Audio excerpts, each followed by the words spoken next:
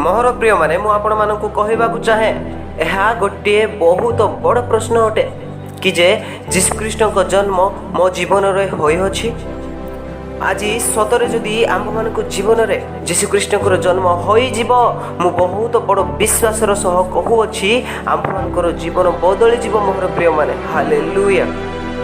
आज आम मान जीवन में जीशुख्रीष्ट जन्म होना से आज आम्भे समस्त आत्मिक विश्वास ठारू पछरे अच्छु से आम्भे माने विचलित होउछु डरिकी रोचु भय करूछु। हेरोद तो केबे विचलित होई नथिले डरी नथिले काहाकू भय मध्य करू नथिले। जोसेफଙ୍କ जीवन में जीशुख्रीष्ट जन्म हैला जेरूशलेम बेथलेम रे जीशुख्रीष्ट जन्म हैला।